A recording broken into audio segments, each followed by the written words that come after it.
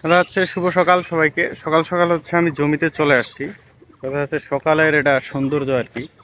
তো এখন যে জমি বাড়ি রয়েছে বা এটাকে ধান ক্ষেত বলে, যাই হোক ধান ক্ষেত রয়েছে, এটার আসলে অনেক রকম রূপ আসে। রূপ বলতে এখন এক ধরনের পরিবেশ দেখা যাচ্ছে, আমার পিছনে দেখতেছেন হচ্ছে পুরো জায়গায় হচ্ছে চারা লাগানো শেষ হয়ে গেছে।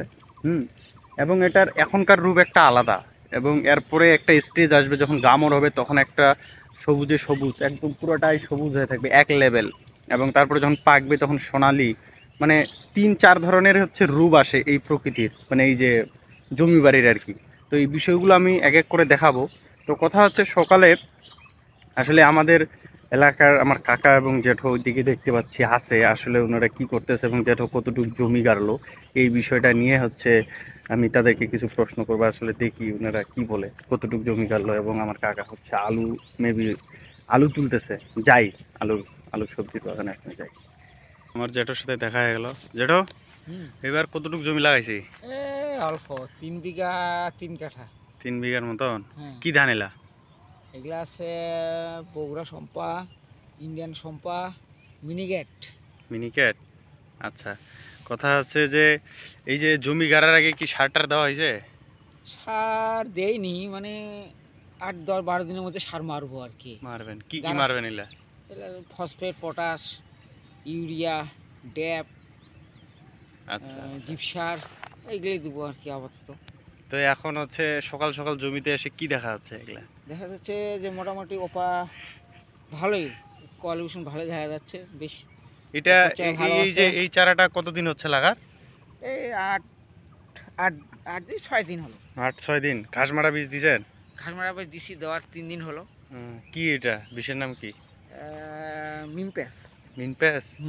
মিমপ্যাস আর মিমপ্যাস পাউডার, মিমপ্যাস একটা ইয়াটা আর কি, তরলটা। আচ্ছা আচ্ছা, ঠিক আছে, ধন্যবাদ। আচ্ছা, আমার কাকা হচ্ছে এখানে হচ্ছে আলু আলু গাড়ছিল, আলুটা ওঠায় এখন ধান গাড়বে। কথা হচ্ছে কাকা এখন কাজ করতেছে। কাকা, কি খবর? ভালো। তো কি আলু কি হারভেস্টিং করা হচ্ছে নাকি? হারভেস্ট করা হচ্ছে? পরিষ্কার করে উঠাই নিব, তারপরে চাষ করে ধান লাগাই দেবো আর কি। আলু এখানে কতটুকু জায়গা আছে? এটা হচ্ছে আপনার 11 শতক। 11 শতক। আচ্ছা, কি আলু এটা? এটা আপনার স্টোরেজ, স্টোরেজ। লাল হলেন আলু। লাল হলেন আলু। এটা কি বিক্রি হবে নাকি খাওয়ার জন্য শুধু? এটা খাওয়ার জন্য গাড়ছি আর কি আমি। এখানে আলুটা ওঠার পরে কি ধান গাড়া হবে? তারপরে 90 জিরা ধান কাটবো। 90 জিরা। এখন কথা হচ্ছে কাকা কিন্তু এখানে হচ্ছে বাড়ির শস্য বলতে আরো কিছু আবাদ করছেন। এই আবাদগুলো কি? এই যে পাশে দেখি এটা কি? রসুন। রসুন রসুন। ওই যে ওইদিকে যে শাক, কি শাক এটা ছিল?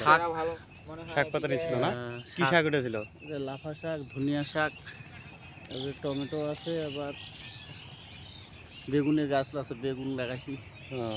তো কথা হচ্ছে যে বাইরে যাতে এই বিষয়গুলো কিনতে না হয় তার জন্য হচ্ছে চাষাবাদ করা হয়। তো সুন্দর, অনেক সুন্দর। কাকা হচ্ছে এখানে আলু ওঠার পরে হচ্ছে ধান গাড়বে। তো গ্রামে আসলে সবাই এভাবে ব্যস্তই থাকে, কোনো না কোনো ফসল, কোনো না কোনো চাষের মাধ্যমে নিজেকে ব্যস্ত রাখে। এটা হচ্ছে সকালে গ্রামের জীবন আর কি।